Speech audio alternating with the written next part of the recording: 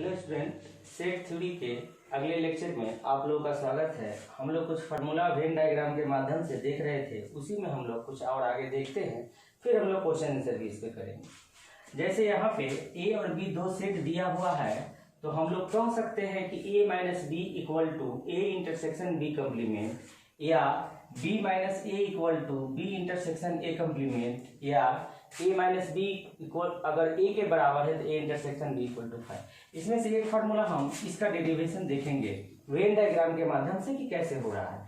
यहाँ पर देख लीजिए कि यह जो रीजन है ये ए को दर्शाता है, यह जो है बी को दर्शाता है। ए माइनस बी का मतलब ए में से बी के एलिमेंट को हटा देना है, तो बी का एलिमेंट हट गया तो बच गया ए का एलिमेंट, वह मेरा इस रीजन को दिखाता है, तो ए माइनस बी हो गया। दूसरा, हमको बी कम्प्लीमेंट भी चाहिए, तो बी कम्प्लीमेंट के लिए हम क्या करते हैं कि ये मेरा ए सेट है, ये मेरा बी सेट है, तो बाकी जो सेटेड रीजन बी को छोड़ के बच गया वो बी कम्प्लीमेंट होता है, तो बी को छोड़ के बच गया, ये आ गया। ठीक है, अब हम लोग क्या करते हैं कि ए के साथ बी कम्प्लीमेंट का इंटरसेक्शन करते हैं, मतलब ए और बी कम्प्लीमेंट का हम लोग कॉमन रीजन खोजते हैं। तो देखिए यहाँ पे ए है और यहाँ पे ये पूरा बी कम्प्लीमेंट है, इस दोनों में कॉमन रीजन केवल यही है जो इसमें भी है और इसमें भी है, तो ए इंटरसेक्शन बी कम्प्लीमेंट का मान मेरा यही मिलेगा जो रीजन हम यहाँ दिखाया गया है।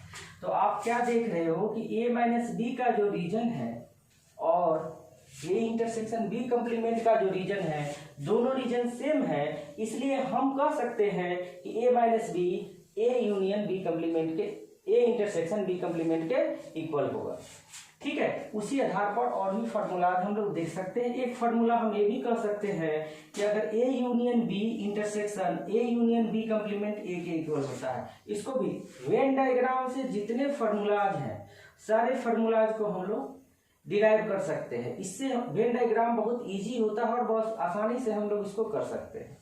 दूसरा देखिए, हम लोग क्या करते हैं, इसको प्रूफ करने के लिए हम ए यूनियन बी और ए यूनियन बी कम्प्लीमेंट का मान निकालते हैं। तो ये मेरा रीजन है, ए यूनियन बी को दर्शाता है, ये मेरा ए सेट है, ये मेरा बी सेट है, और ये जो रीजन है टोटल रीजन कंबाइन कर लेंगे तो ए यूनियन बी को दर्शाता है।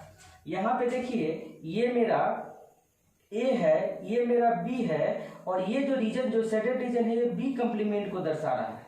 ठीक है, अब क्या करते हैं कि बी कम्प्लीमेंट को दर्शा रहा है, तो बी कम्प्लीमेंट और ए के साथ जब यूनियन करेंगे तो ए और बी कम्प्लीमेंट का जितना है उस सबको मिला के लिखते हैं, तब यूनियन बोलते हैं।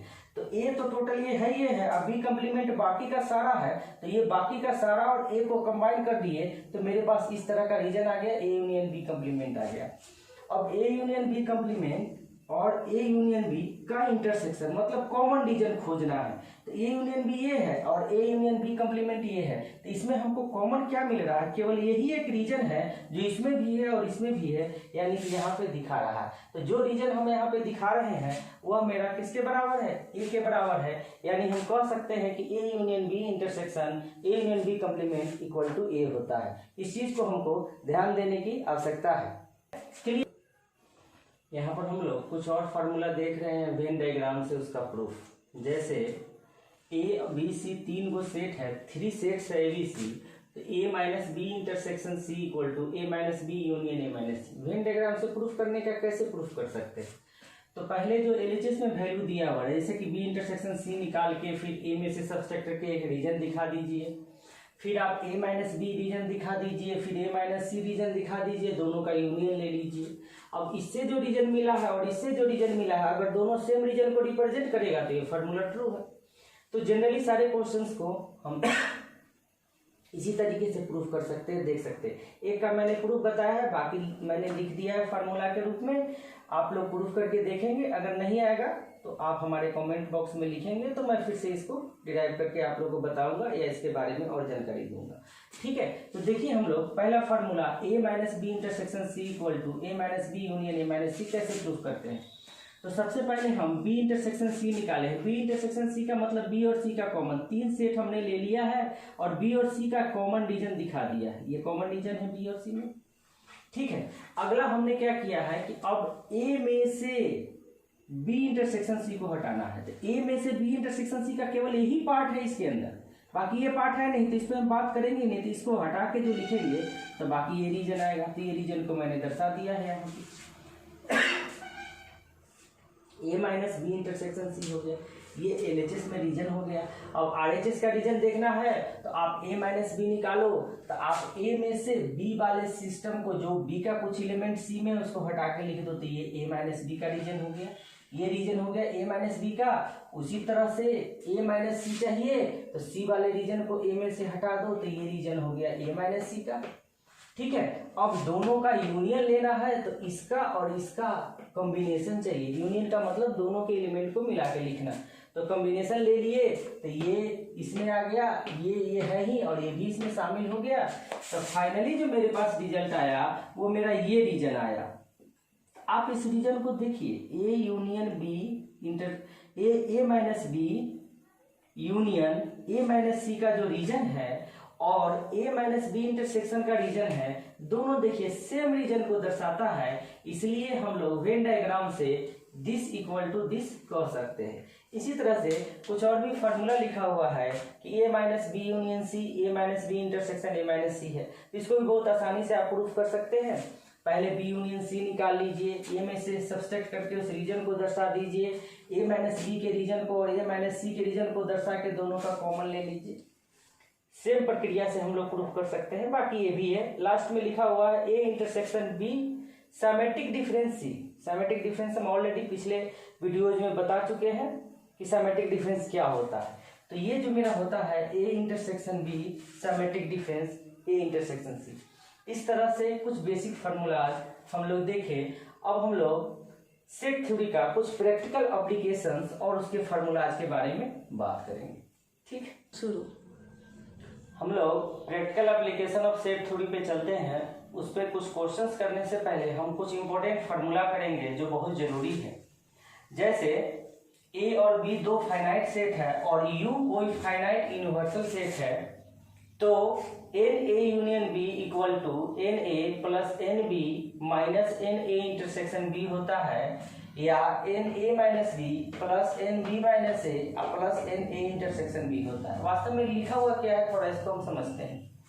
ये लिखा हुआ है कि ए यूनियन बी में एलिमेंट की जो संख्या है वह ए में एलिमेंट की संख्या प्लस बी में एलिमेंट की संख्या माइनस ए इंटरसेक्शन बी में एलिमेंट की संख्या के इक्वल होगी। एन का मतलब होता है नंबर ऑफ एलिमेंट या कार्डिनल नंबर, जो हम सेट थ्योरी के शुरू वाले क्लासेज में हम आप लोगों को बताए थे। यहाँ पर इस फार्मूला को समझना है। यूनियन में और लिखा रहता है, कभी क्वेश्चन में पूछेगा ए और बी, इसका मतलब हमको समझना है ए यूनियन बी पूछ रहा है। नंबर पूछेगा तो एन यूनियन बी का मान लिखा लेंगे। कहीं पर पूछेगा ए एंड बी, तो एंड के लिए इंटरसेक्शन का इस्तेमाल करना होता है। तो इसको हम वेन डायग्राम से इस सब सारे फार्मूलाज को हम समझने का प्रयास करते हैं। जैसा कि यहाँ पर एक यूनिवर्सल सेट लिखी हुई है जिसमें ये मेरा ए सेट है और ये मेरा बी सेट है। आप देख लो कि यह जो रीजन है जो मैं अभी सेट कर रहा हूँ, यह ए माइनस बी को दर्शाता है, और यह जो रीजन है केवल जो मैं सेट कर रहा हूँ यह बी माइनस ए को दर्शाता है, और ये जो है ये कॉमन रीजन जो बीच में है वो ए इंटरसेक्शन बी को दर्शाता है। ए माइनस बी का मतलब हम लोग पढ़ चुके हैं कि ए में बी का जो एलिमेंट है उसको छोड़ के ए का एलिमेंट लिख दो। तो ए में ए और बी में दोनों में कॉमन एलिमेंट को हटाना पड़ता है, तो A minus B A B minus A. अब पहला फार्मूला पे आते हैं। तो पहला फार्मूला में जब हम यहाँ एन ए यूनियन बी यानी ए यूनियन बी में इस पूरे सेट में number total number of elements निकालना है, तो ए यूनियन बी में हमने ए सेट का पूरा एलिमेंट ले लिया तो एन ए लिख दिया। फिर मैंने क्या किया कि बी सेट का भी पूरा एलिमेंट ले लिया तो वो भी मैंने लिख दिया। लेकिन कॉमन जो एलिमेंट है उसको तो हमको एक ही बार काउंट करना था। जो दोनों में कॉमन एलिमेंट है उसका काउंटिंग तो एक ही बार होगा, दो बार तो नहीं होगा। तो हम जब ए लिए तो उसमें ये कॉमन वाले को ले लिए, और जब बी ले लिए तो उसमें भी हमने कॉमन वाले को ले लिया, यानी कॉमन वाले का एलिमेंट हमने दो बार ले लिया, इसलिए एक बार हमको सब्सट्रैक्ट करना पड़ेगा। तो इस तरह से ये फार्मूला मेरा जनरेट हो गया कि एन ए यूनियन बी का मान क्या होता है। दूसरे तरीके से भी हम सोच सकते हैं कि हमको पूरा एलिमेंट चाहिए ए यूनियन बी का, तो ए माइनस बी का एलिमेंट ले लिए, ए इंटरसेक्शन बी का एलिमेंट ले लिए और बी माइनस ए का एलिमेंट ले लिए और सबको एड अप कर लिए तो ए यूनियन बी का एलिमेंट हो गया। इसका मतलब है कि हम लोग n A minus B plus n A intersection B plus n B minus A लेंगे तो ही ये एन ए यूनियन बी को ही दर्शाएगा। लेकिन ऐसा भी केस हो सकता है कि कोई सेट इस प्रकार से हो कि दोनों में कॉमन एलिमेंट हो ही नहीं। जब कॉमन नहीं होता तो उसको डिसजॉइंट सेट बोलते हैं, जो पहले हम ऑलरेडी चर्चा कर चुके हैं। तो दोनों में कुछ कॉमन होगा ही नहीं तो इंटरसेक्शन में एलिमेंट की संख्या क्या हो जाएगी, जीरो हो जाएगी, क्योंकि इंटरसेक्शन में कोई एलिमेंट मिलेगा ही नहीं, दोनों के कॉमन एलिमेंट मिलेंगे ही नहीं। तो उस केस में मेरा एन ए यूनियन बी का मान जो होता है वह n A plus n B के इक्वल हो जाता है। क्यों? क्योंकि हमारा यहाँ पे ए इंटरसेक्शन बी का मान जीरो होता है।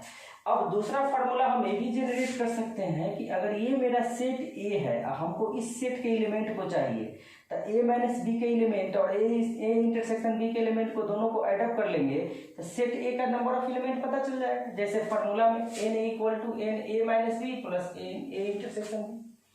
उसी तरीके से हमारे पास एन बी में एलिमेंट की संख्या चाहिए तो बी माइनस ए में एलिमेंट की संख्या प्लस ए इंटरसेक्शन बी में एलिमेंट की संख्या दोनों का एडअप कर लेंगे तो हम लोग यहाँ लिख सकते हैं n B minus A plus n A intersection B. इस तरह से करके कुछ बेसिक फार्मूला हमने बताया है, कुछ और बेसिक फार्मूला हम लोग देखते हैं। ठीक है।